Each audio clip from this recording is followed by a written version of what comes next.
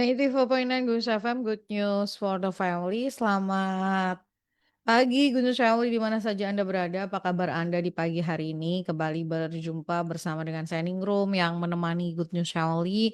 Kalau tadi di Hi Friend, sekarang ada di Sabar Hamenja.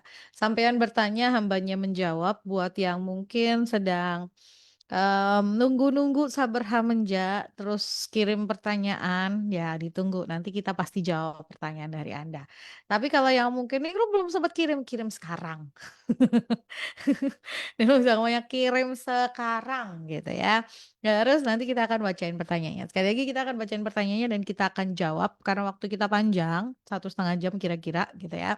Jadi silakan buat yang belum sempat kirim pertanyaannya, kirim sekarang. Nah, Niro punya pertanyaan tertunda dari minggu lalu. Jadi setelah kita closing, gitu ada seorang ibu yang hubungin saya, terus, "Niro, aku tuh kadang-kadang suka kelupaan," gitu kan. Terus, "Boleh nggak kalau aku kirim sekarang?" Boleh. Jadi Ningrum yang tandain gitu ya, pertanyaan dari Anda. Oke, ini saya sudah terhubung melalui aplikasi Zoom bersama dengan Ibu Evangelis Elizabeth Philip yang akan menjawab pertanyaan-pertanyaan Anda. Beliau nih yang akan ngobrol barengan kita. Jadi buat yang mungkin lagi ada di mana gitu ya, terus mmm, mau kirim pertanyaan, oke. Kalau mau ketik-ketik pertanyaan, kalau lagi nyetir berhenti dulu deh. Jangan sambil nyetir ya, apalagi nih lagi banyak macet di mana-mana, terus berapa jalur juga masih tergenang air. Hati-hati di jalan pokoknya ya, good news family ya. Oke, saya sapa terlebih dahulu nih Bu Elis. Pagi Bu. Pagi Ningrum, Iya, sehat Ibu? sehat selalu. Di Semarang. Iya di Semarang. Banjir nggak Bu? Oh, puji Tuhan, haleluya. Yang enggak lah ya, Kalau tempatnya Bu Elis banjir, entahlah apa jadinya yang dibawa. makanya. Tapi buat yang mungkin, bukan banjir sih, genangan lah, harapannya hari ini sudah selesai lah ya, bersih-bersih gitu ya, tetap strong, tetap sehat ya, kami menyemangati sambil dengerin siarannya kita, oke.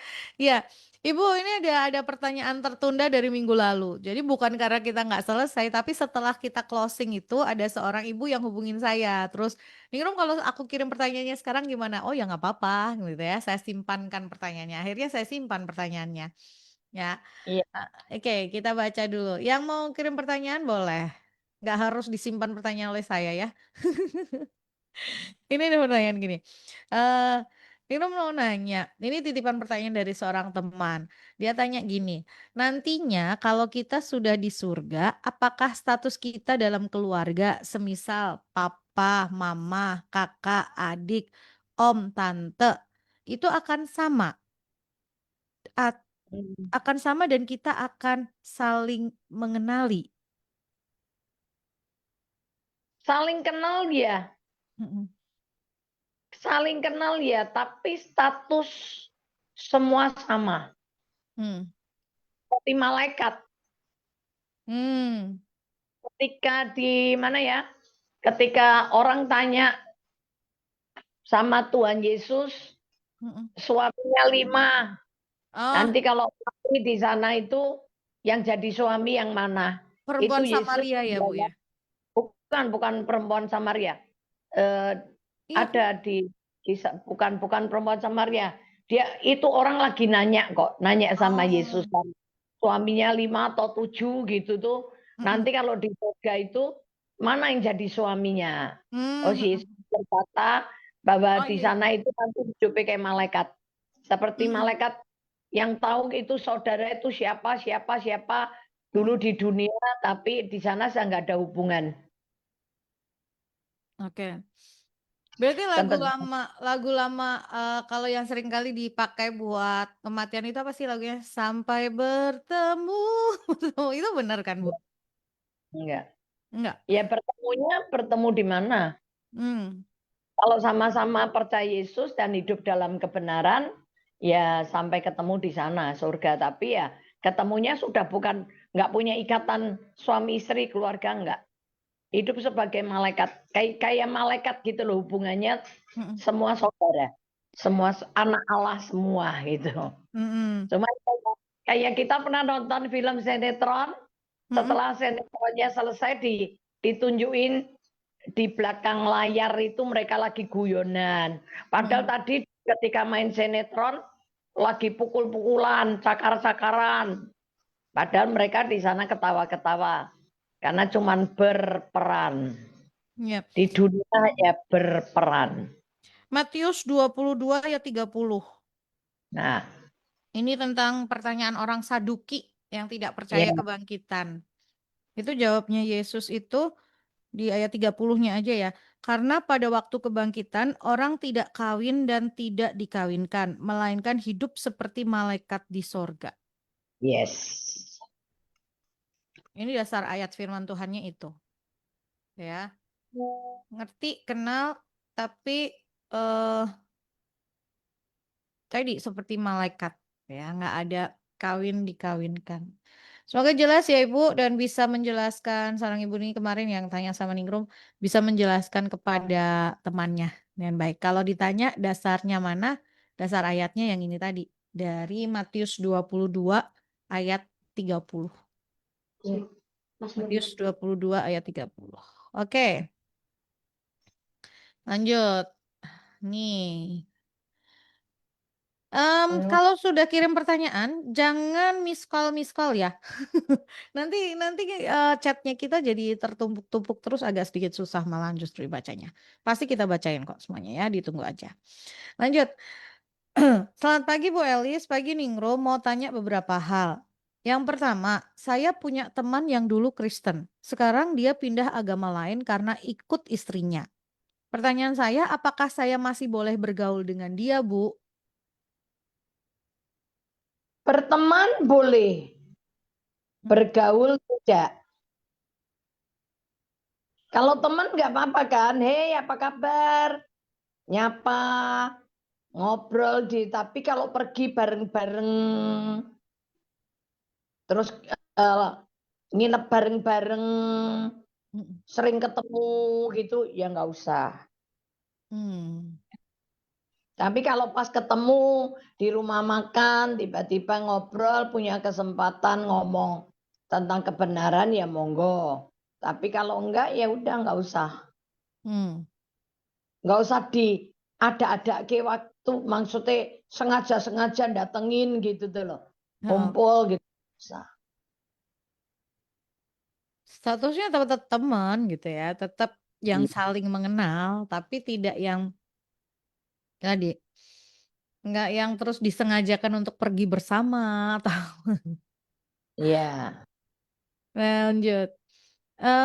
Di Matius 6 ayat 33 dikatakan, carilah dahulu kerajaan Allah dan kebenarannya. Apa artinya cari kerajaan Allah itu, Bu? Nah, kalau mau tanya cari kerajaan Allah itu apa? Kita harus tahu kerajaan Allah itu bicara tentang apa. Kita lihat yuk. Kerajaan Allah itu bicara tentang Roma 14 ayat 17.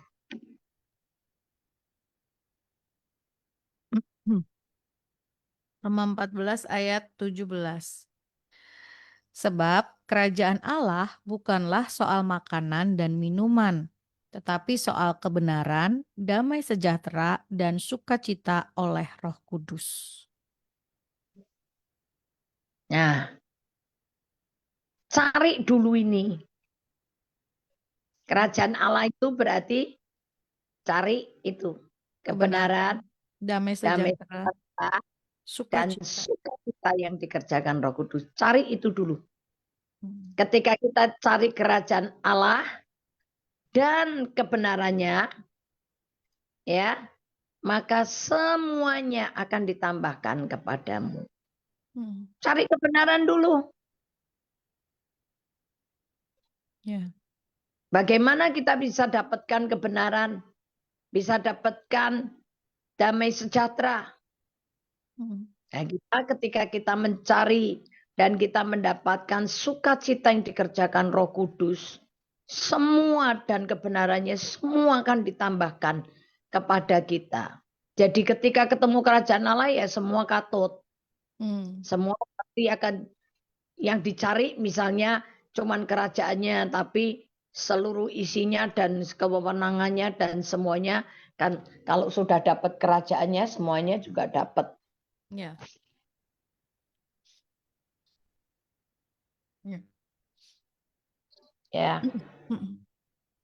Pengertiannya itu ya, dasar pengertiannya disambung ke Roma 14 ayat 17 tadi. Tentang apa itu kerajaan Allah. Oke, bukan jelas ya. Lanjut lagi. Pertanyaan selanjutnya. Bu, kalau kita memberi untuk pekerjaan Tuhan dengan motivasi supaya menuai 30 kali lipat, 60 kali lipat, 100 kali lipat, apakah itu salah? Salah. Hmm. Saya jawab salah. Mm-mm. Karena 30, 60, 100 kali lipat itu bukan untuk memberi, tapi untuk benih firman yang ditabur.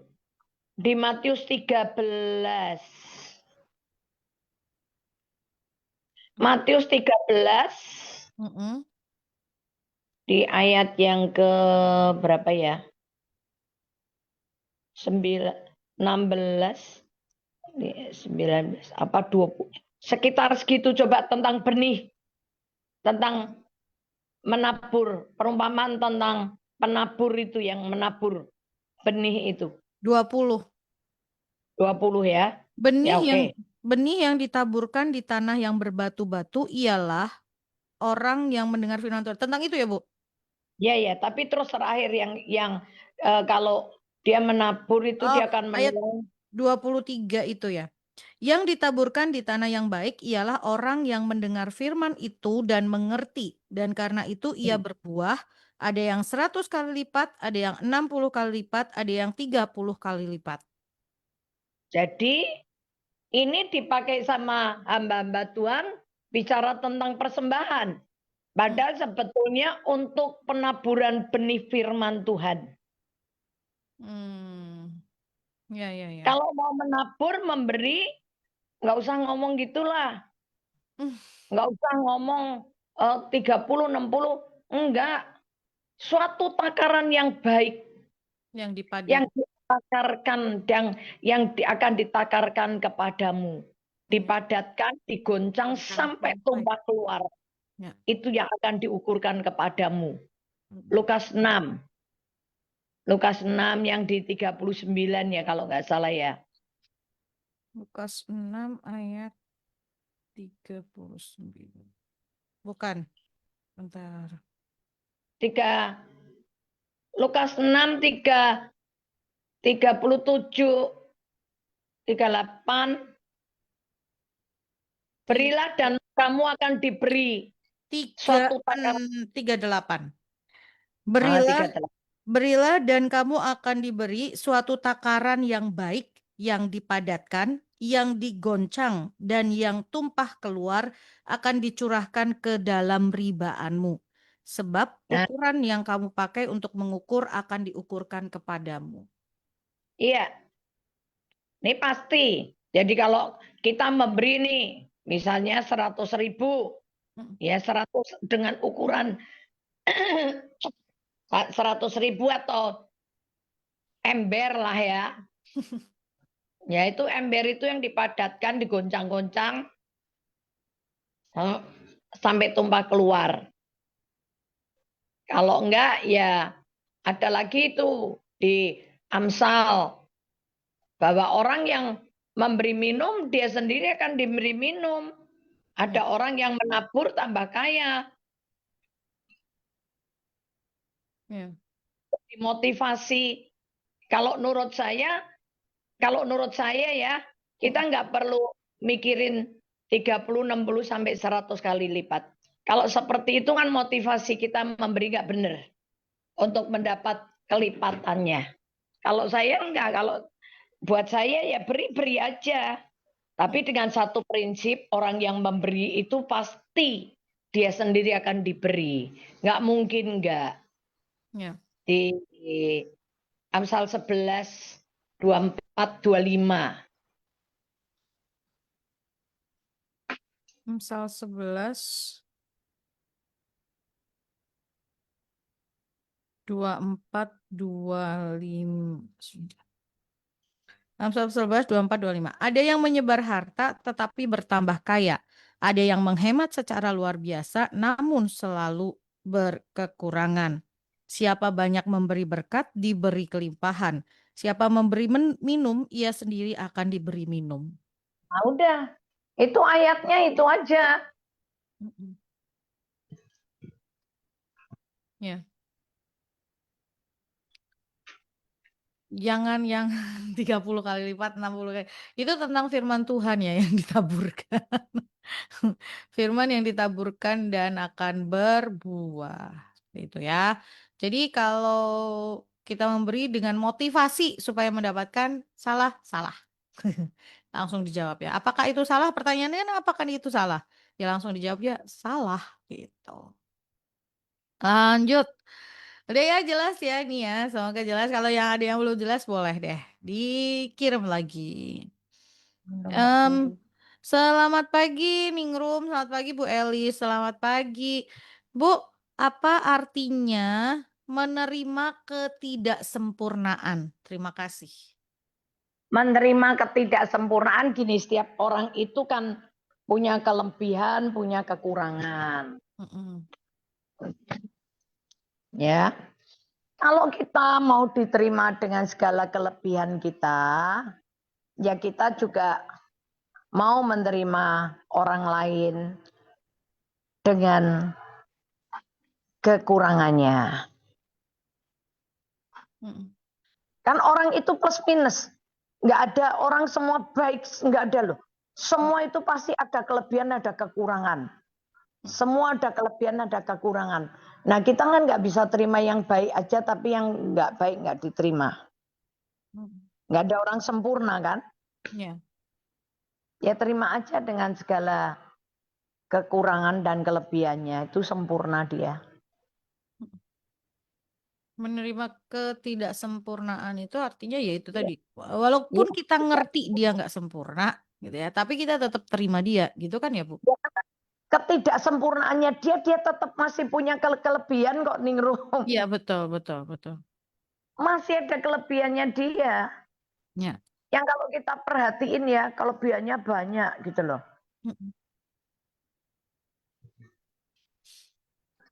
Yang nggak sempurna kan cuma satu, yang lain kan masih baik-baik aja. Ya. Seperti itu ya. Semoga jelas nih jawaban dari pertanyaan tentang menerima ketidaksempurnaan tadi. Lanjut, kita lanjut ke pertanyaan selanjutnya. Pagi Ningrum, pagi Bu Elis, saya mau tanya. Saya punya istri, ini Bapak ya, moodnya sering mudah sekali berubah-ubah. Kadang suka marah-marah, ngomel-ngomel. Saya peluk nggak mau, saya cium nggak mau. Bagaimana saya harus bersikap dan berespon dengan benar, Bu? Kami sudah 14 tahun menikah.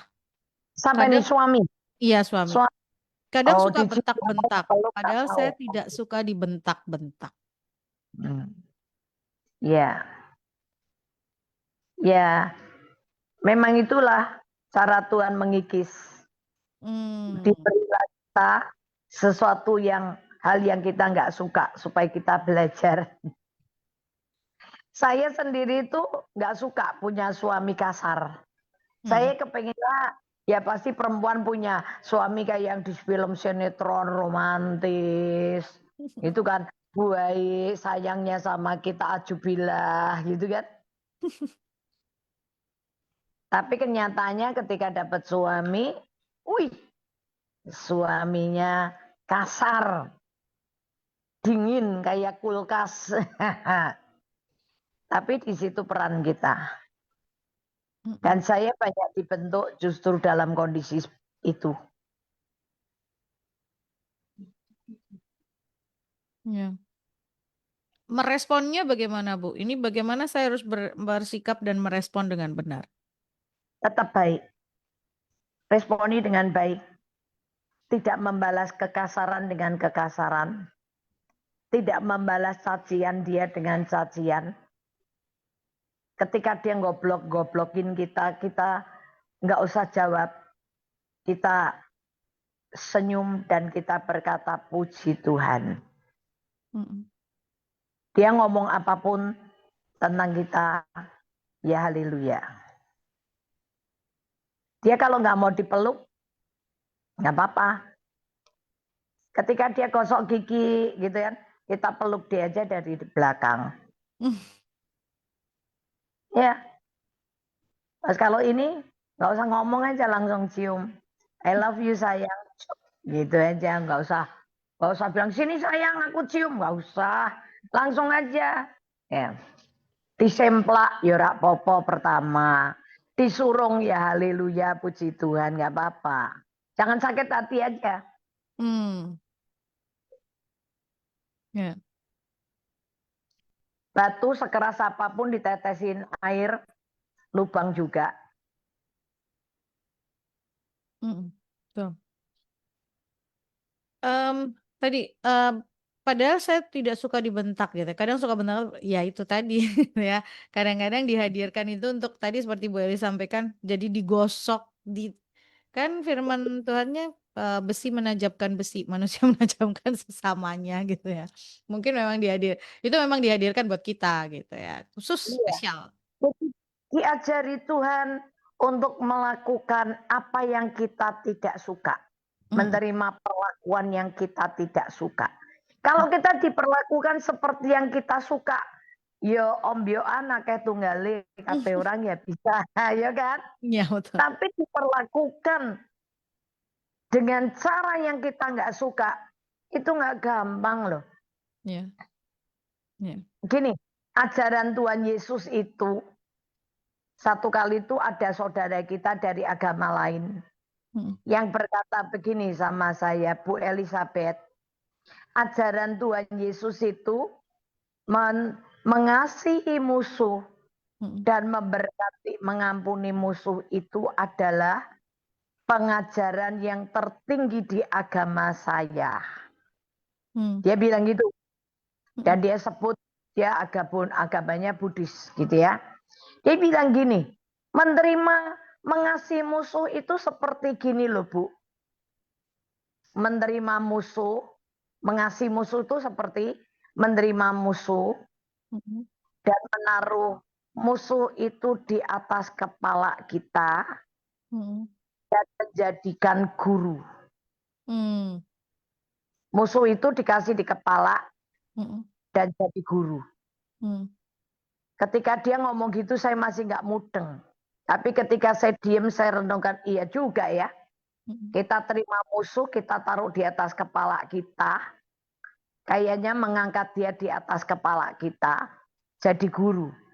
Karena dengan adanya orang yang memusuhi kita, kita dipaksa untuk belajar mengasihi musuh. Iya Ya dengan adanya itu orang yang menyakiti kita, musuhin kita, akhirnya kita belajar ngampuni ya.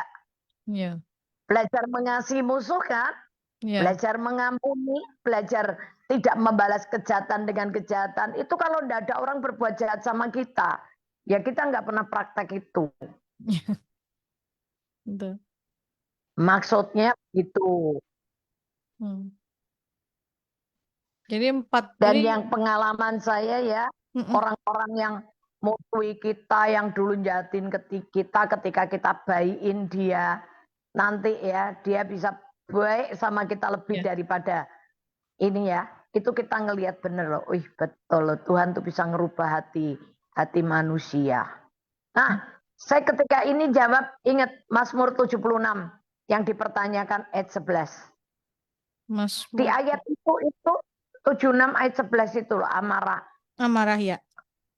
Ya, itu di situ bicara tentang Tuhan membela umatnya. Iya, Tuhan membela umatnya dan di situ berkata gini, Tuhan itu bisa merubah kemarahan itu untuk menjadi menjadi suatu kemenangan. iya iya, Ya, itu pembelaan Tuhan kok. Ayat itu ternyata pembelaan Tuhan mhm, buat orang Israel. Maksudnya buat umat percaya. iya Dan Tuhan bisa merubah kemarahan dan kebencian orang itu untuk mendatangkan kemenangan buat kita. iya, Ya, Ya. oke. Ini sama tadi kan kalau kita marah kepada orang gitu ya, kita kok diperlakukan begitu misalnya gitu ya. Ini amarah kita tadi kita mengasihi musuh tadi kan, Iya, mengasihi iya, musuh, mengampuni musuh gitu ya. Jadi iya. amarah kita itu diganti, dibuat jadi untuk mengasihi. Yes. Jadi kita menang kan? Ya, Jadi betul. kita menang ini terhadap orang-orang begini ini kita nggak kalah, kita tetap menang. Ya. Kalau kita sama-sama marahnya sama mereka, apa bedanya kita gitu kan, seperti itu. Oke, lanjut yang selanjutnya. Bu mau tanya, kalau orang yang punya kecenderungan suka berzina itu, cara melepaskannya bagaimana, Bu? Sudah didoakan pendeta, juga belum lepas-lepas. Ya makanya ditanya ketika duduk diajak bicara, Mhm, kamu mau hidup dalam perzinahan begini terus? mhm, Berzina ini kamu mencemarkan tubuh, ya berdosa, berdosa dan mencemarkan tubuh karena tubuh itu yang akibatnya bisa ketularan sakit penyakit. mhm, Kalau berzina itu kan bicara tentang fisik ya. iya, Kalau penyembahan berhala, nyembah berhala, patung, dewa begitu, itu perzinahan secara roh.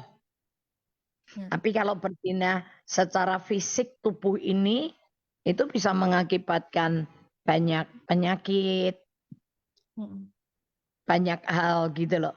mhm, Nah tinggal ditanya, mau lepas enggak? Pengen lepas enggak? Kalau pengen lepas, mau lepas, nah baru didoain pendeta. Maka kadang-kadang ya ada banyak jemaat itu yang, Bu nih doain Bu. Doain Bu nih anak saya Bu. Bu doain mhm, suami saya Bu. Nih doain teman saya Bu. Lawang orang yang dia orangnya sendiri aja nggak mau didoain kok.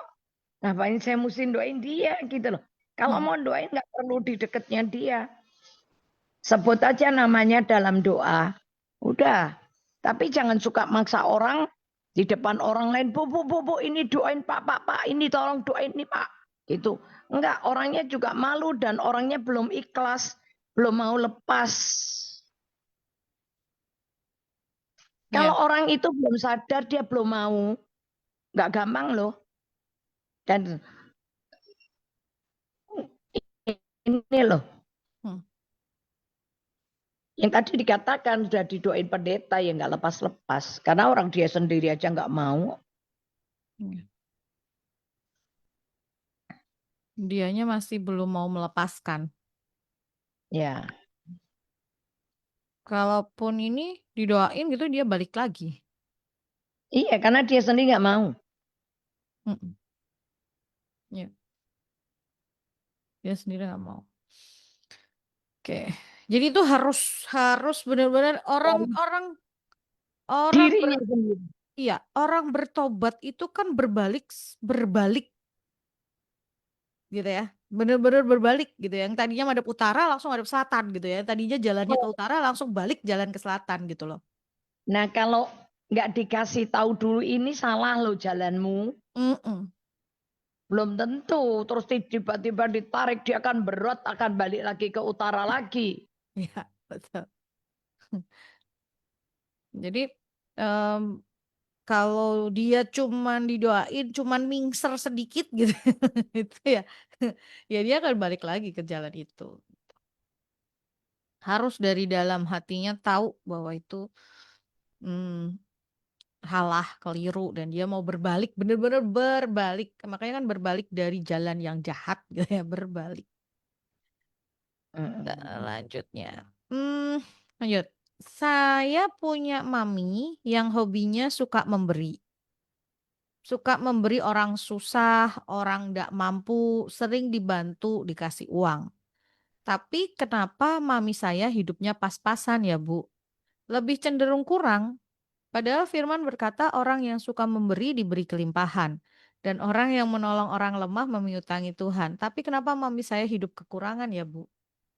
Ya, Kekurangannya dalam pengertian gimana, Mami? Apakah Mami Anda utang-utang begitu? Hmm. Kalau enggak, dia hidupnya sederhana, tapi karena jiwanya dia kaya. Dia punya mental orang kaya, suka memberi.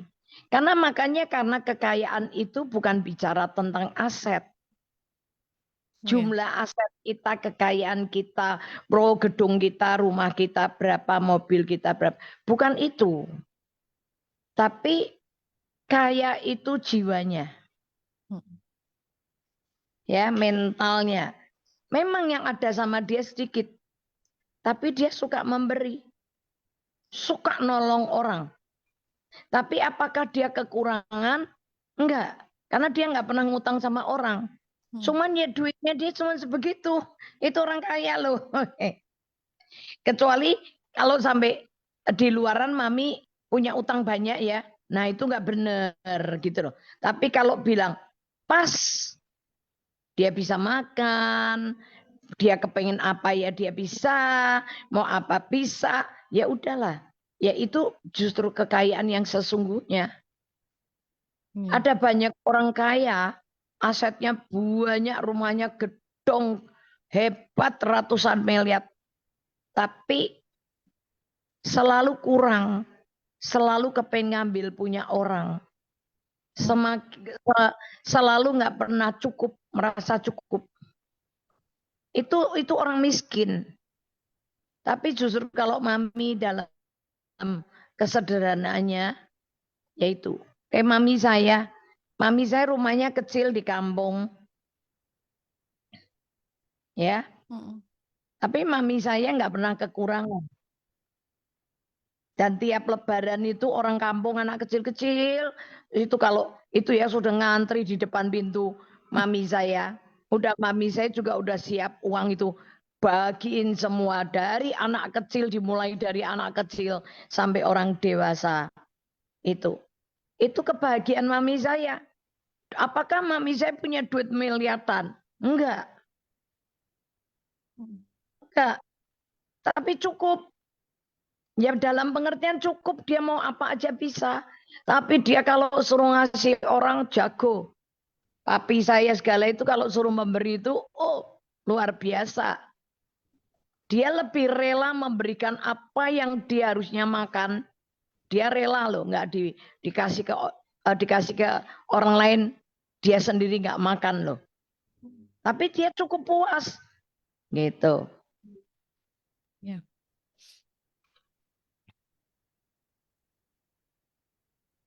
Cukup jawabannya? Cukup. Nah, Oke. Jelas ya. Lanjut. Wih, pertanyaan kita banyak. Oke, ini.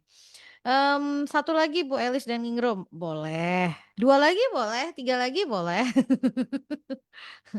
Di dalam doa Bapa kami, disebutkan Bapa kami di surga, dikuduskanlah namamu. Mau tanya, kenapa namamu? Kenapa nggak pribadinya Bapa kami yang di surga? Terima kasih.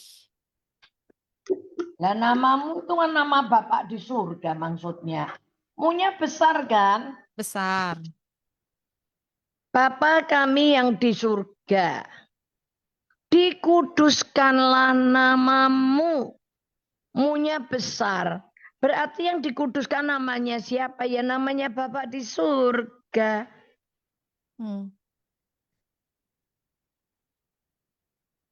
Betul nggak? Nangkep nggak itu coba? Bapak kami yang di surga. Bapak kita yang di surga. Dikuduskanlah namamu Bapak di surga. Yaitu.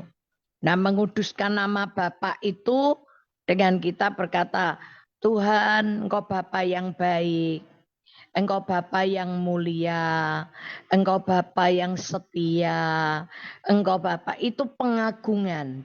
Menguduskan nama Tuhan itu kita mengagungkan namamu, nama Tuhan itu loh. Ya. Ini kalau pertanyaannya kenapa kok enggak pribadinya Bapa yang di surga yang dikuduskan, kan Bapa di surga itu kudus. Enggak ya? Iya kan? Bapak Jadi di kenapa surga kok itu maksudnya gini, Bapak di surga itu memang kudus, ya tapi itu. dikuduskanlah namamu. Itu Hmm, bagian kita yang menguduskan nama betul, Bapak. betul. Kitanya yang menyanjung dia, Ya. Bapak yang baik, yang tadi saya bilang gitu loh. Hmm, Itu kita yang melakukan. ya. Ya toh? Ya. Dikuduskanlah namamu. Datanglah kerajaanmu. Karena Ya. itu bagian kita kok yang lagi disuruh memuji dan menguduskan Tuhan kok. Ya. Ini kan doa kita kepada Bapak di surga yang Betul. diajar Yesus. Ya. Artinya Yesus tuh ngajarin ini loh bagianmu ya. Iya. Bagianmu gitu. Kalau kita bertanya loh kok nggak pribadinya? Kan pribadinya Bapak itu sudah kudus. Iya. Udah kudus. Nah, yang menjadi bagiannya kita gitu kan, kita menyanjung dia gitu, dikuduskanlah namamu. Seperti itu. Jelas ya. Saya sungguh sangat berharap poin ini bisa ditangkap dengan tepat gitu ya, sehingga ini bisa dimengerti dengan benar. Lalu juga minta Roh Kudus sungguh-sungguh untuk ini juga boleh dijelaskan lebih gitu ya. Lanjut, lanjut, lanjut. Hmm. Selamat pagi, Ningrum. Pagi, Bu Elis. Pagi, mau tanya penjelasan firman di dalam 1 Timotius 4. Sebentar, bentar ya. Ya, 1 Timotius 4 ayat 11. 1 Timotius 4 ayat 11 itu, Oh, pokok. ini tuh judul perikopnya tugas Timotius dalam menghadapi pengajar sesat. Dan terus kemudian 1 Timotius 4 ayat 11 itu dikatakan beritakanlah dan ajarkanlah semuanya itu. Ini kan Iya. suratnya Paulus ke Timotius ya. Paulus tuh lagi jelasin ke Timotius apa saja yang harus dia lakukan sebetulnya kan. Betul ya, Bu? Iya, iya. Lalu 1 Timotius 4 ayat 6. 1 Timotius 4 ayat 6-nya tuh dikatakan gini.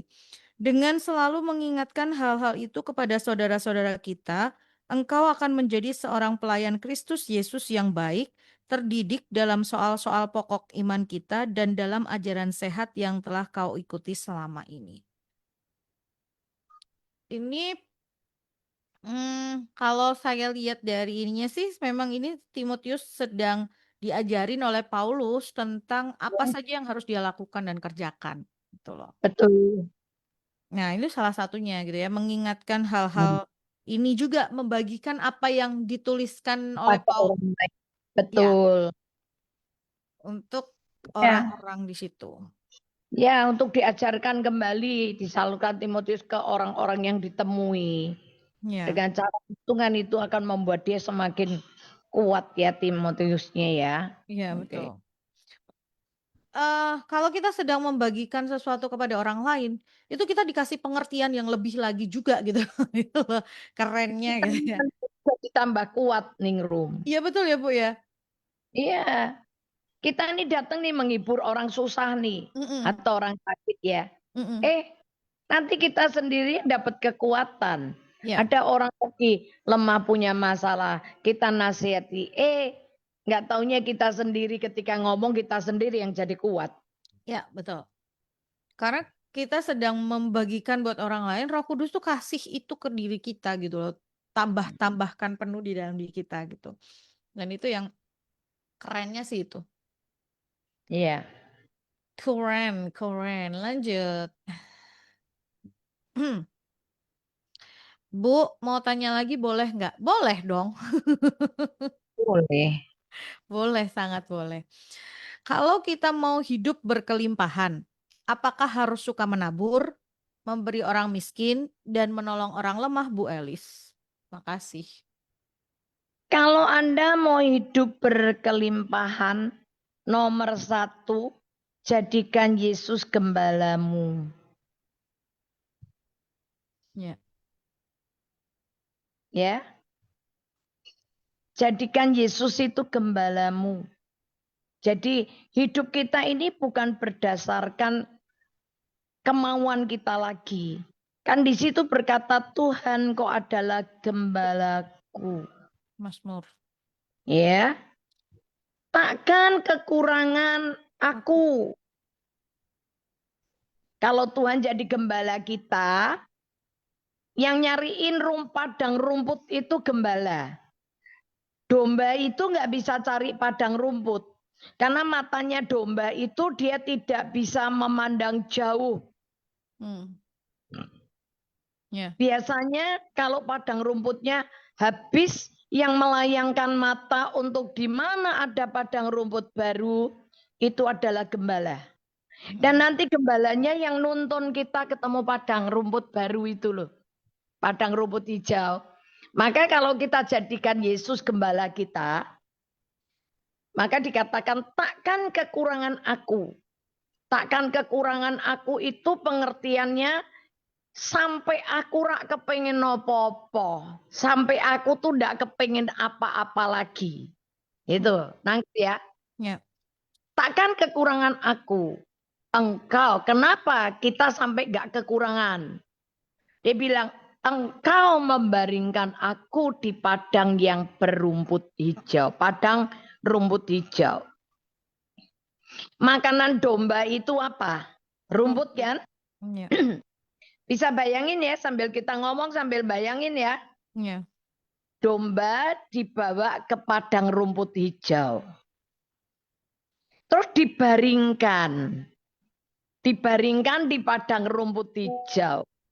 Anda dan saya suruh tidur di atas padang rumput hijau. Di atas segala keperluan kita. Bisa nangkep? Mas Ian ngikuti saya nih ya. Ya. Ya. Coba ketika kita nih masalahnya kita mau dibaringkan apa enggak? Banyak kita nggak mau dibaringkan, keluyuran naik terus, kaki jalan terus. Malah nyari padang rumput, malah kejeblos ke semak-semak. Masalahnya kita akan mengalami kelimpahan itu ketika Anda dan saya mau dibaringkan. Di padang rumput hijau tuh ayo tiduron domba, delosor tidur. Ketika kita tidur nih ya, berbaring ya, di depan moncong kita ini, di depan mulut kita itu rumput.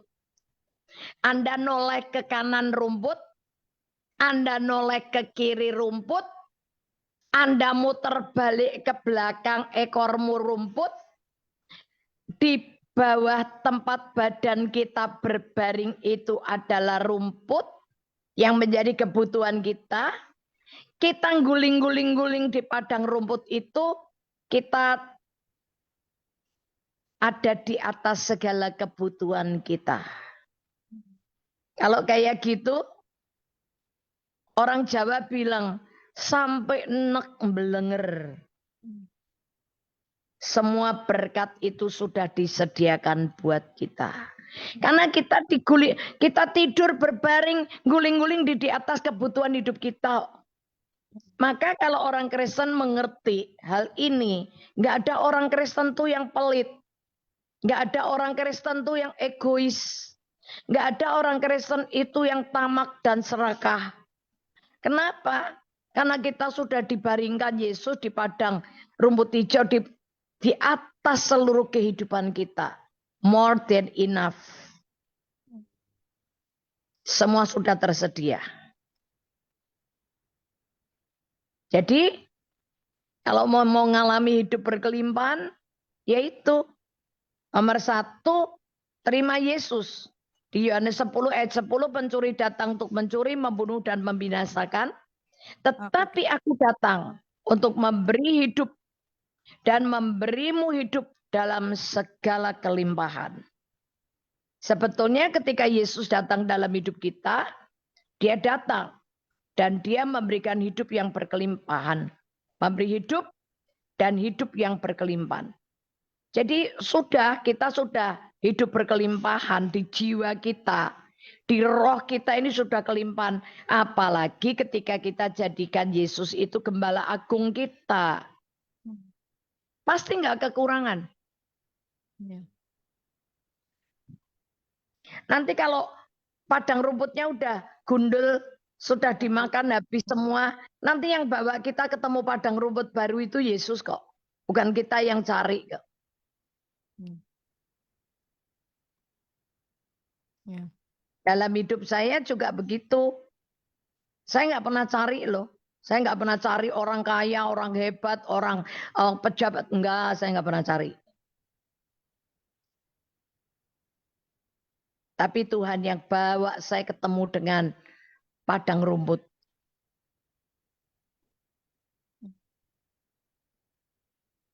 Ya.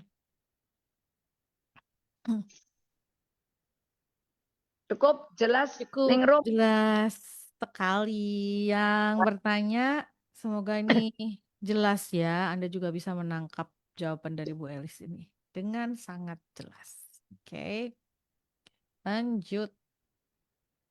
Selamat pagi Ningrum, selamat pagi Bu Elis. Mau tanya, saya beribadah di gereja di Semarang. Karena sekarang ini saya pindah kerja di Denpasar. Yang saya tanyakan untuk perpuluhan apakah di gereja Semarang atau di gereja di Denpasar? Terima kasih, Bu. Nah, kamu makan di mana? Mm, Kamu makannya di mana? Dapat makanannya di mana? mm, Kan sekarang udah pindah ke Denpasar nih. mm, Ya baru pergi ke gereja nih. mm. Dapat makanan rohani di mana? Ya udah kasih situ. Ya.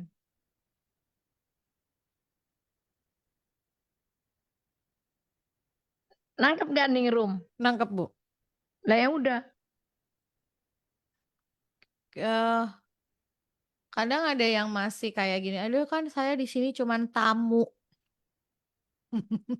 Tapi dia artinya tidak mau berjemaat, tapi dia setiap minggu datang ke situ gitu loh.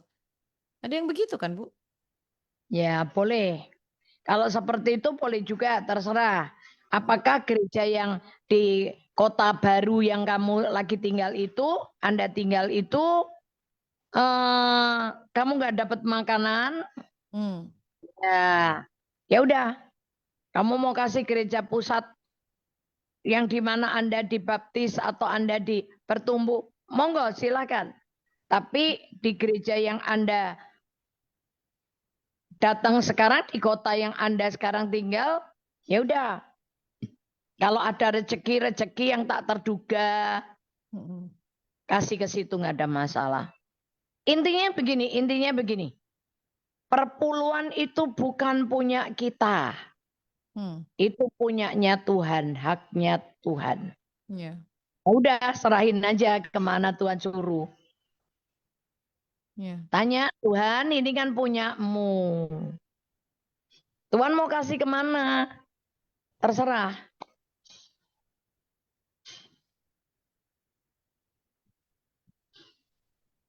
Tuhan Ya. suruh kasih gereja pusat, monggo. Tuhan mau kasih itu haknya Tuhan. Yang penting bukan kita yang gini. Karena aku dekat sama pendetanya, tak kasih dia. Nah itu nggak boleh. Itu bukan hak kita. Kalau mau ngasih gitu ya kasih aja bagianmu.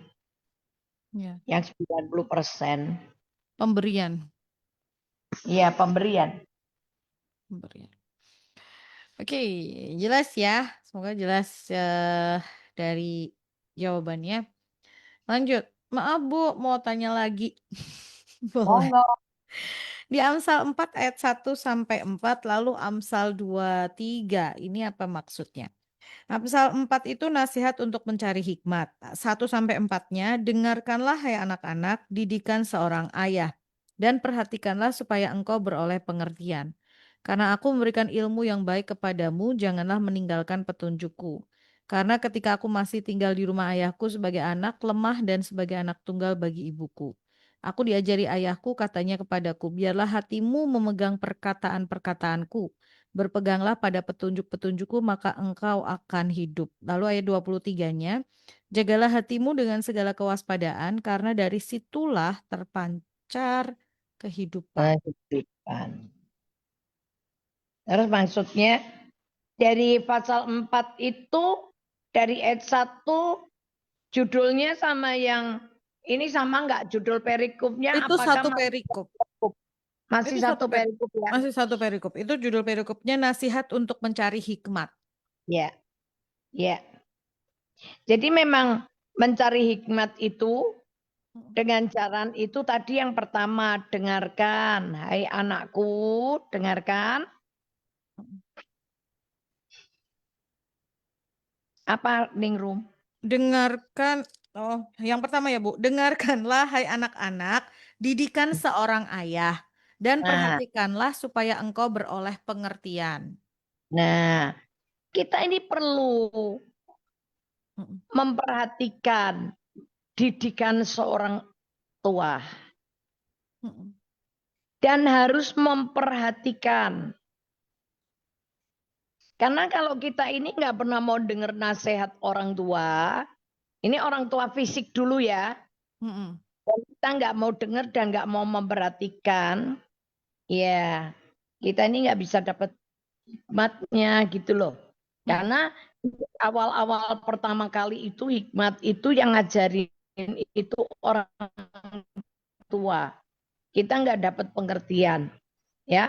mm. Coba anak yang nggak pernah mau dengar nasihat orang tua dan yang tidak pernah mau memperhatikan nasihatnya atau perkataan orang tua, dilihatin aja hidupnya gimana.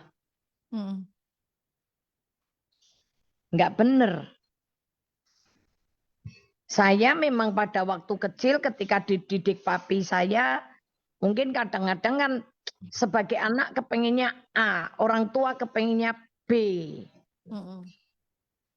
Kan anak ini belum ngerti nih maksudnya apa didikan ini, maksudnya apa, manfaatnya apa, gunanya apa, tuh kan belum tahu.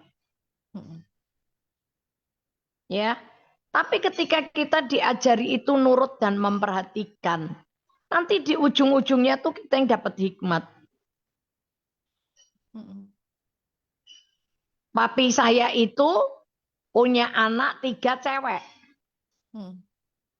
Apakah kita gampang diajak orang teman-teman ini punya banyak teman, boleh pergi ke sana ke sini gitu? Nggak bisa. Karena prinsip papi saya mendingan kalian temannya anak-anak itu main di rumah.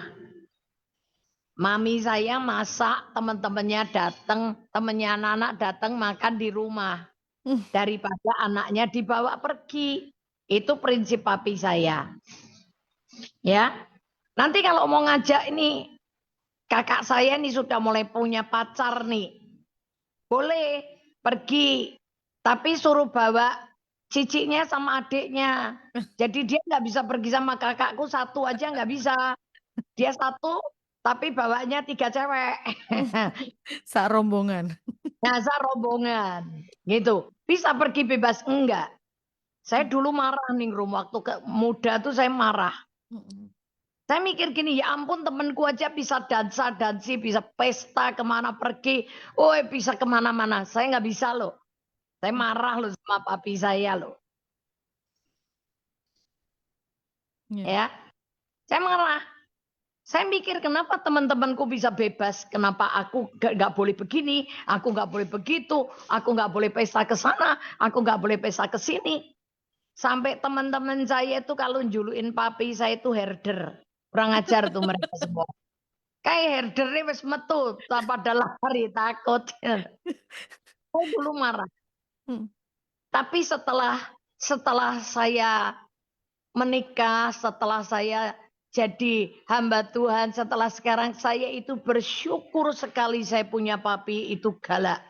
Saya punya papi itu disiplin sekali. Saya baru berterima kasih. Mm. Ternyata Pak, untung loh aku ini punya papi galak. Coba bayangin, kalau dulu aku nggak punya papi galak, saya bisa pesta ke sana ke sini. Jatuh dari pelukan laki-laki yang satu ke laki-laki yang lain. Sekarang jadi hamba Tuhan berdiri di mimbar. Ketemu banyak orang. Mereka akan bilang apa nih Rum? Tuh yang berdiri di mimbar tuh dulu pernah aku cium tuh, pernah aku peluk, aku pernah gini. Bayangin nih, Ru, Mhm. itu kayak begitu. Tapi saya itu bersyukur. Saya berdiri di mimbar itu dengan tanpa tuduhan hati nurani. Iya. Kenapa? Enggak pernah macam-macam nih, Ru. Coba lihat Ibrani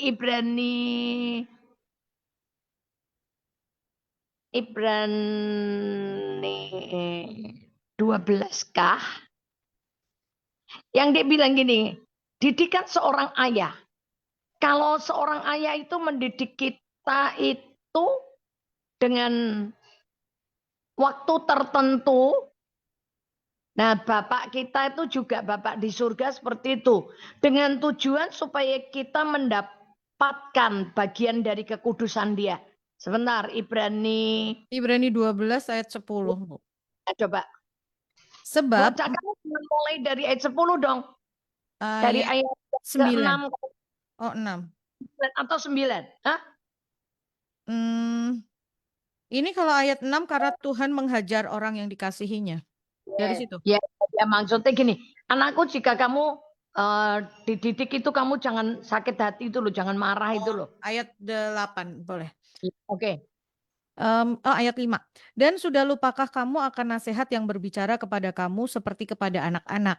Hai anakku, janganlah anggap enteng didikan Tuhan, dan janganlah putus asa apabila engkau Jangan diperingatkannya. putus asa kalau kamu diperingatkannya. Terus, Karena Tuhan menghajar orang yang dikasihinya, dan nah, ia menyesah orang yang diakuinya sebagai anak. Ayat 7, jika kamu harus menanggung ganjaran, Allah memperlakukan kamu seperti anak. Di manakah terdapat anak yang tidak dihajar oleh ayahnya? Ya, di manakah anak yang tidak diajar oleh ayahnya? Terus, Tetapi jikalau kamu bebas dari ganjaran yang harus diderita setiap orang, maka kamu bukanlah anak tetapi anak-anak gampang. ya. Selanjutnya, dari ayah kita yang sebenarnya kita beroleh ganjaran dan mereka kita hormati. Kalau demikian, bukankah kita harus lebih taat kepada Bapa segala roh Segala roh, supaya kita boleh hidup? hmm, Sebab mereka mendidik kita dalam waktu yang pendek sesuai dengan apa yang mereka anggap baik. betul, Tetapi dia, D-nya besar, ya, menghajar kita untuk kebaikan kita supaya kita beroleh bagian dalam beroleh kekudusannya. bagian dalam kekudusannya. Yaitu, jadi hikmat itu kadang-kadang itu ya, nggak kita dapetin seketika loh. Ya. Yang penting itu kita dengar nasihatnya orang tua dulu. Perhatikan dulu. Dan itu berjalannya waktu, nanti kita baru dapat. Ya. Oh, maksudnya begini toh. Oh, maksudnya begitu toh. Mm-mm. Ya. Ya. Mm-mm. Tadi itu di Amsal itu tadi memang maksudnya tentang hikmat, mencari hikmat, didikan, nasihat untuk Iya. mencari hikmat judul perikopnya. Ya. Dan itu belajar menjaga hati yang terakhir Ya. Amsal 4:23. Jagalah hatimu dengan segala kewaspadaan. Ya. Karena dari situlah Menjaga sebuah gedung atau hotel dengan 100 lantai ya. itu lebih gampang dari jaga hati ningrum. Ya. Kenapa? Hati harus dijaga dengan segala kewaspadaannya. Karena dari situ terpancar kehidupan. Ya. Pancarannya hati. Maka saya bilang noto hati itu luas susah Mm-mm. daripada noto omah. Ya, ya. Memanage perusahaan itu lebih gampang dari memanage hati kita sendiri. Ya. Kalau hati kita ini dipenuhi dengan kecemburuan, ketamakan, Mm-mm. keserakahan, iri, dengki. Nah itu terpancar. Nanti terpancar kehidupannya itu dari hati itu nanti beludaknya lewat pikiran, lewat perkataan, lewat perbuatan. Hmm. Munculnya semua dari hati. Ya. Karena di Matius 15 ayat 19, Matius. kenapa hati mesti dijaga dengan segala kewaspadaan? Karena dari hati itu timbul pikiran jahat. 19. Karena dari hati timbul segala pikiran jahat, pembunuhan, perjinahan, percabulan, pencurian, sumpah palsu, dan hujat. Ya, itu hati mesti dijaga. Karena timbulnya semuanya itu dari hati. Ya. Bu, eh Yes. hati ini yang dimaksud menjaga hati ini dengan pikiran itu berbeda. Loh gini, pikiran itu timbulnya dari hati. Coba toh kamu perhatiin ya. Mm. Karena dari hati timbul. Segala pikiran. Nah, ya, jadi pikiran itu produk dari hati. Coba Hmm. nih, kalau orang ini khawatir ya, Mm-mm. atau takut ya, Mm-mm. hatinya penuh dengan ketakutan dan kekhawatiran. Mm-mm. Kamu nanti lihat, pikirannya itu bisa takut terus. Yeah. Takut terus, pikirannya itu khawatir terus. Mm-mm. Dan nanti lihat, hasil dari hati yang muncul ke kepikiran, Mm-mm. keluarnya dari mana? Dari mulut. Nanti Yeah. lihat, mulutnya akan ngomong hal yang khawatir. Mulutnya hanya ngomong yang tentang ketakutan terus. Ya wis itu ningrum. Nanti Mm. lihat perbuatannya juga kayak begitu.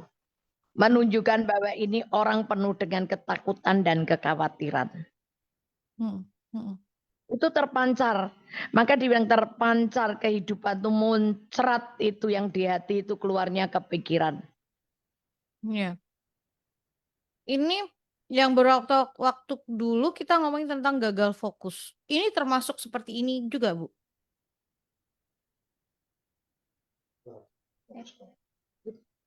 Kalau kita ngelihat sesuatu terus kita pikirin gitu ya, terus timbul ketakutan, kecemasan. Ini termasuk termasuk kita gagal dalam menjaga hati kita nggak, Bu?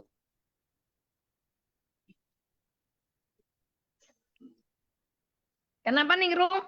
Sorry. Beberapa waktu yang lalu kita ngomongin tentang gagal fokus. Nah, kalau misalnya kita terus tadi ya, ini kan kita pesannya Amsal jaga hati. Dari situ terpancar kehidupan. Dari situ ada pikiran tadi, timbul pikiran dan lain sebagainya. Kalau kita ngelihat sesuatu, beritalah contohnya, kabarlah gitu ya, yang beredar sekarang. Terus kita masukkan dalam pikiran kita, terus kemudian menjadi kita jadi tadi khawatir. Itu termasuk kita gagal menjaga hati kita nggak? Piye? Aduh, sih ambek ningrum baleni men. Gimana Nggak apa, ningrum? nggak Sorry, apa-apa, sorry. Bu. Ganggu nih loh. Kita kan pernah, Bu Elis pernah jelasin tentang gagal fokus. Kita jangan sampai gagal fokus. Ya. Nah, ya, gagal fokus karena berita, karena kabar-kabar yang beredar atau apapun itu gitu. Nah, apakah kalau kita teralihkan oleh informasi ini ada bencana begini, ada nanti ada begini gitu. Terus kita pikirin tuh. Terus kita jadi khawatir. Apakah itu artinya kita gagal menjaga hati kita? Iya, iya pasti. Coba, saya nih juga dengar berita di sana, di sini gitu ya. Hmm, hmm, hmm, Saya hmm. dengar berita banyak kan, telingaku dengar gitu kan. Hmm, hmm, Tapi saya nggak gagal fokus karena apa? Hatiku, hmm, mataku, hmm, mata hatiku hmm, tertuju padamu Tuhan. hmm, Hati saya terisi dengan firman Tuhan. hmm, Terisi dengan Roh Kudus. Sehingga ketika dibilang gini, tahun kegelapan, misalnya nih telinga, mata denger nih TV, medsos, tahun kegelapan. Tiba-tiba dari dalam hatiku muncul kata begini, akulah terang dunia. Barang siapa mengikut aku, dia tidak akan berjalan dalam kegelapan, melainkan dia memiliki terang hidup. hmm. Takut nggak Ingrum? Enggak. Enggak. Mm. Karena hatiku muncul kata-kata itu, saya mikirin, iya ya, orang aku punya Tuhan Yesus yang terang dunia, Ya. aku nggak takut.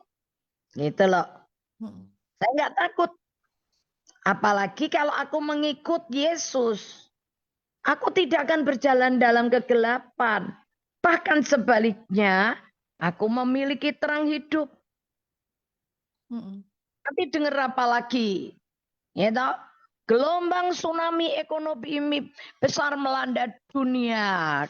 Dek, Roh Kudus ngomong gini sama saya. Kelimpahan dari seberang laut beralih kepadamu. Dan kekayaan bangsa-bangsa datang dalam hidupmu. Kamu tahu nggak? Tsunami itu bisa ngangkat satu kapal pesiar gede. Bisa Ya. pindah di tengah kota. Mm. Saya jadi diingetin pada waktu tsunami tahun 2000 berapa. Itu ada kapal pesiar gede di Jepang itu bisa pindah masuk ke tengah kota loh. Tuhan bilang justru dengan gelombang tsunami ekonomi besar melanda dunia membawa pindah kekayaan bangsa-bangsa ke dalam hidupmu. Oh amin. Kalau hati kita terjaga dengan firman, kita nih nggak pernah takut loh Ningrum. Ya. Makanya dari awal kita kenapa bilang, baca firman, renungkan, perkatakan, Ya. lakukan. Kalau kita memenuhi hati kita dengan firman, telinga mata kita mau dengar apapun di sekeliling kita yang terjadi. Ya kita nggak akan takut. Ya. Ya. Jadi dengan kata lain, cara kita menjaga hati kita dengan penuh kewaspadaan, ya penuhi hati itu dengan firman Tuhan. Gitu ya, Bu? Kudus. Ya. Penuhi hati dengan firman Tuhan dan Roh Kudus penuh gitu. Jadi kita nggak gampang gagal fokus gitu dan hati kita itu benar-benar terjagai tadi gitu ya. Karena ketika ada sesuatu yang masuk langsung firman Tuhannya muncul dan mengalir. Terus yang tadi dibacain tadi yang di Matius itu karena dari hati timbul segala pikiran jahat, pembunuhan, perzinahan, percabulan, pencurian, sumpah palsu dan hujat itu nggak ada lagi karena udah diganti dengan firman tadi. Iya, betul. Saya lihat gini, kenapa ada begitu banyak orang gagal fokus? Mm. Saya tadi pagi ini baru balas satu WA, satu hamba Tuhan. Hamba Tuhan ini setiap kali punya kebutuhan, pasti telepon. Kalau nggak telepon, pasti WA. Yang nanti buat sekolah anaknya, yang nanti minta buat beli obat, yang nanti dia punya kebutuhan apa aja, selalu itu minta ke saya. Saya lagi ngomong, saya perhatiin ini orang gagal fokus. Ya, ini orang gagal fokus. Saya bilang ini, Pak, kenapa setiap kali Bapak punya kebutuhan, kenapa Bapak telepon saya atau WA saya? Mm. Bapak lupa ada Tuhan yang hidup, yang mengerti segala keperluan Bapak. Saya ini sama seperti Bapak. Bahkan Bapak punya jemaat. Saya ini nggak punya jemaat loh. Saya ini nggak punya gaji loh. Ya, kalau Bapak minta sama saya yang terbatas, saya kadang saya sendiri nggak punya uang. Bapak kan nggak tahu nanti kalau saya nggak ngasih, Bapak kecewa, marah sama saya. Kenapa kok nggak lebih enak minta sama Tuhan Yesus? Tuhan Yesus tuh hidup loh, mengerti loh segala keperluan dan kebutuhan kita, ngerti loh. Dan dia nggak pernah terlambat tolong kita loh. Dia melakukan tepat pada waktunya. Kenapa? Karena saya ngalami. Saya ngalami tiap hari. tiap bulan, tiap tahun, 46 tahun saya melayani Tuhan tanpa gaji. Saya dipelihara Tuhan. Jadi kenapa orang ini selalu tertuju ke manusia? Karena hatinya tuh nggak pernah dipenuhi dengan firman. Hatinya kosong. Jadi begitu ada kekhawatiran, ada kebutuhan, dia lupa Tuhan. Dia langsung cari manusia.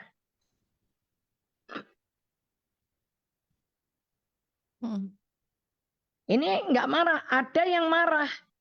Ada yang saya kasih tahu begini, ditolong 2-3 kali, saya kasih tahu, dia bilang gini, pinternya khotbah hanya untuk alasan untuk tidak mau menolong. Oh haleluya, puji Tuhan.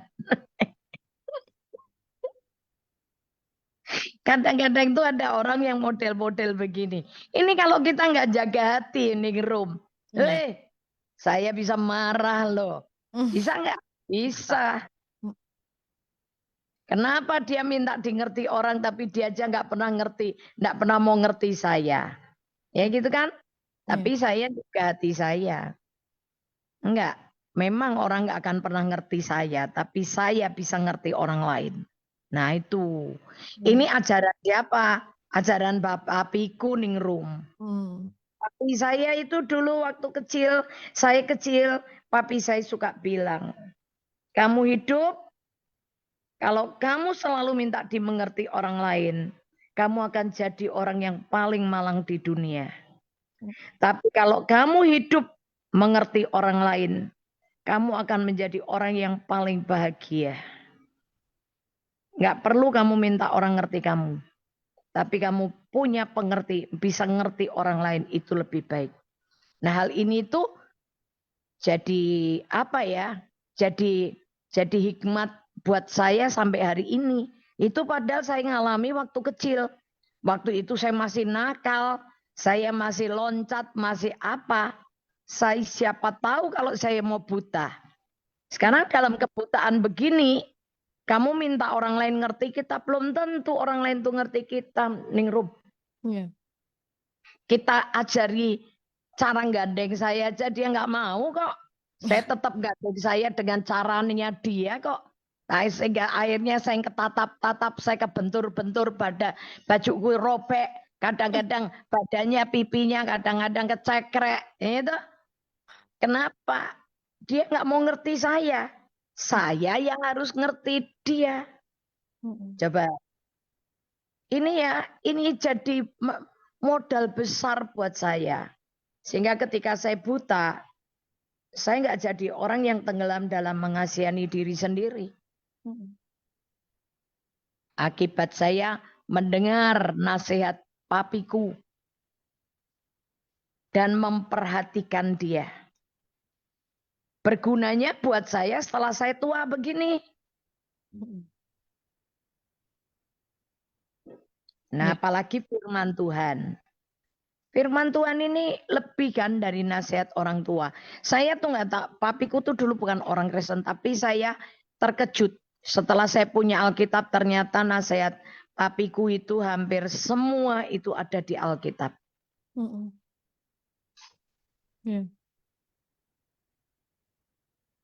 Ya, oke.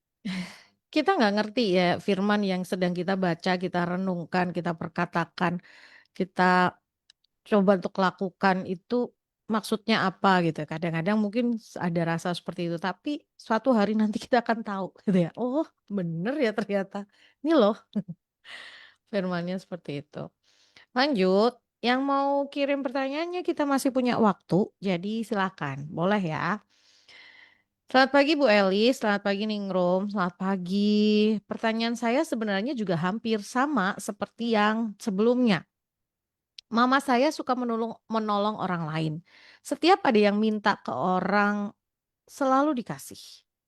Tidak pernah berani menolak. Karena firman Tuhan berkata kita tidak boleh menolak orang yang minta tolong. Pertolongannya dari perkara remeh sampai besar. Bahkan seperti membelikan kendaraan dengan cara mencicil. Pertanyaan Hmm. saya, sampai batas mana keuangan kita untuk menolong orang? Karena mama saya tidak pernah punya tabungan, hidupnya selalu pas dan uang selalu habis. Jika ada keperluan mendadak, saya yang menyediakan. Apakah saya yang terlalu egois karena sebal dengan orang yang selalu minta pinjaman? Atau haruskah saya berdoa saja supaya Tuhan selalu melimpahkan? Terima kasih. Itu yang kedua kelihatannya lebih tepat. Anda berdoa supaya Tuhan kasih menyediakan kelimpahan itu. Karena di 2 Korintus berapa ya? 2 Korintus sebentar, 2 Korintus berapa itu ada ayat begini, ada roti yang untuk disediakan untuk makan, tapi ada benih yang disiapkan Tapi, untuk menabur. Sebentar. 2 Korintus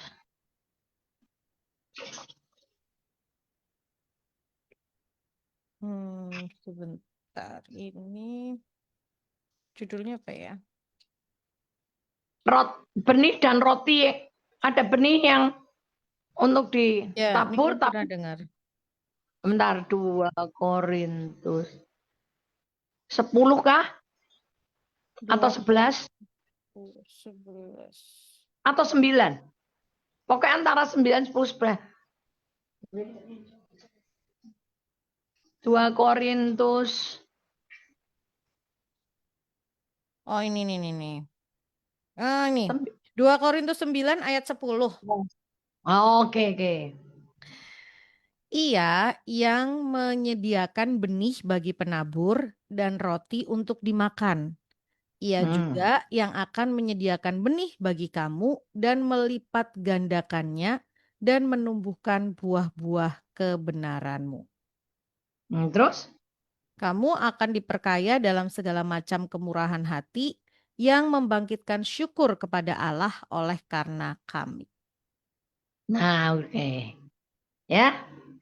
Jadi yang menyediakan benih untuk ditabur pun itu Tuhan.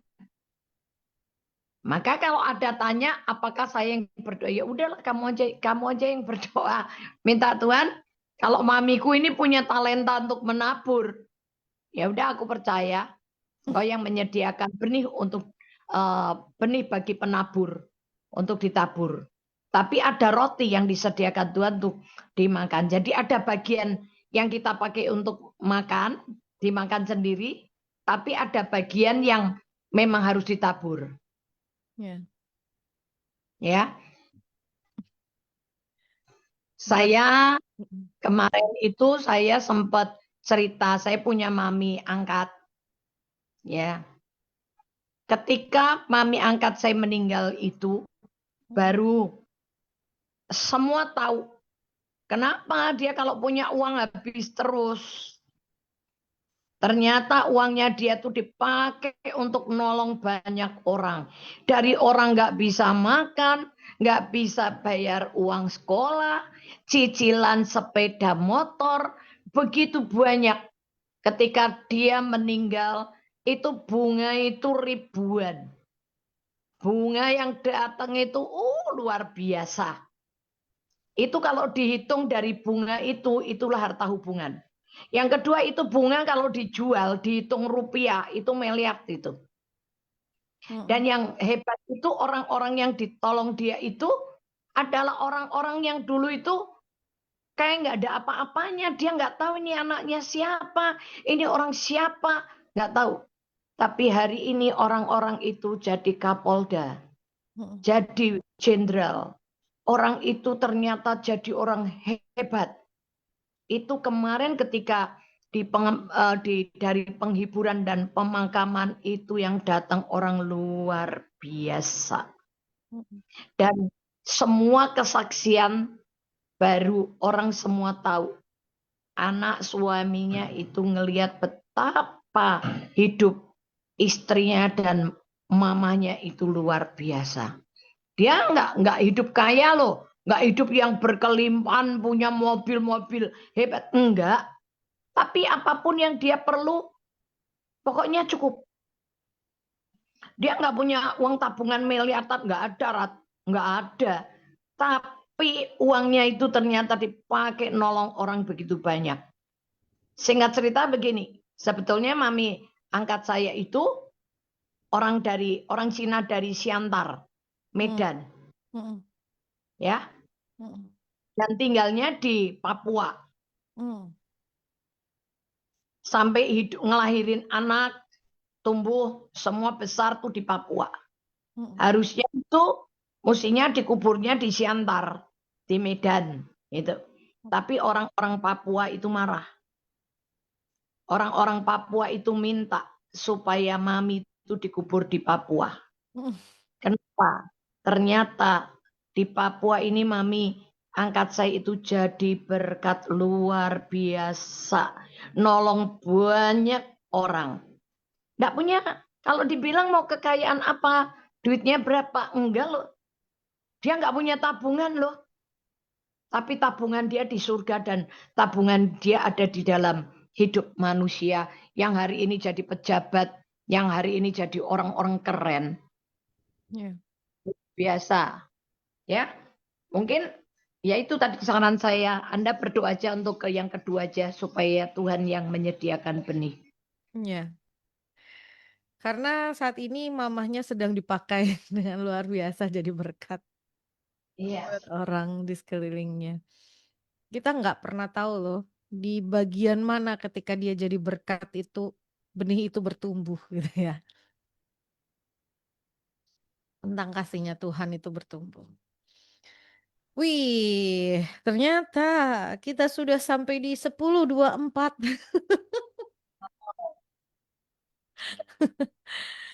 Panjang ya obrolan kita dan nggak berhenti loh pertanyaan itu dari tadi tuh. Dan kita ngobrolin banyak hal hari ini. Sungguh sangat saya rindu gitu ya. Ningrum sering kali setiap kali Sabar Hamenja itu rindu apa yang sedang kita bagikan itu benar-benar Roh Kudus kerja gitu ya. Bukan hanya buat yang nanya, bukan hanya yang mungkin kirimkan pertanyaan, tapi buat semuanya yang hari ini sedang mendengarkan gitu ya. Anda juga dapat berkat ya, Anda juga dapat sesuatu dari apa yang kita dengar di hari ini gitu ya. Dari apa yang dibagikan, dari cerita-ceritanya kita, dari obrolannya kita, dari pembahasan kita tentang firman gitu ya, atau pengalaman-pengalaman yang kita sedang temui gitu. Karena, setiap kali Ningrum ketemu dengan pendengarnya Sabar Hamenja, mereka ceritanya, "Saya nggak kirim pertanyaan Ningrum, tapi saya tetap dengerin." Jadi makanya Ningrum selalu berdoa bahwa apa yang sedang kita bagikan itu, buat yang cuman dengerin juga terima sesuatu. Tapi yang pasti kalau sudah dijawab, sudah tahu kebenarannya, jangan cuman didengarkan, tapi ini dikerjakan, dilakukan, gitu ya. Baca firman, renungkan, perkatakan, dan lakukan itu selalu jadi kesimpulannya kita kok setiap kali kita ngobrol di hari ini. Bu, udah 10.26 terakhir dong buat pendengar, Ibu mau sampaikan sesuatu. Yang saya pasti sampaikan jangan lupa doa ya Yes. untuk orang, bangsa dan negara. Ya, Yang kedua, waspada. ya. Ada banyak berita yang kita perlu waspadai. Mm-mm. Kita tetap berdoa untuk pemerintahan kita supaya Tuhan tetap mengerjakan semua yang telah dinubuatkan buat Indonesia. Amin. Ya, Ya. oke, waktunya sadar dan berjaga-jaga. Mm-mm. 1 Petrus 5 ayat yang ke-8. 1 Petrus 5 ayat yang ke-8. Sadar Ya, dan berjaga-jaga. ya. Gunakan waktu dengan sebaik-baiknya. Yes. Oke. Terima kasih Ibu buat hari ini. Oke, Ningrum. Sampai Tuhan ketemu. berkat. Sampai ketemu. Ya, Tuhan berkati. Sampai ketemu Senin dan Rabu lagi, ya. Yap. Dan good news family, kalau Anda mau beli buku biografinya dari Bu Elis, bisa hubungin saya di Radio Good News di 2 nomor yang biasanya kita sebutkan itu ya untuk pertanyaan ya. Boleh, silakan. Dan sungguh sekali lagi berharap apa yang dihadirkan hari ini jadi berkat dan bermanfaat. Kita tunggu hari Senin untuk kita doa bareng di GBT Kristus Alfa Omega lantai 6 dari jam 10 sampai jam 12. Kita berdoa buat kota ini, buat bangsa ini, buat pemerintahan, buat semuanya, seluruh elemen masyarakat yang ada, ya. Akan Tuhan kerjakan dan rencana Tuhan digenapi atas bangsa ini, atas kota ini. Oke, terima kasih untuk kebersamaannya ya, Good News Family ya. Selamat melanjutkan aktivitas Anda. Jadi berkat, jangan lupa baca firman, renungkan, perkatakan, dan lakukan. Sampai jumpa, Tuhan Yesus berkati.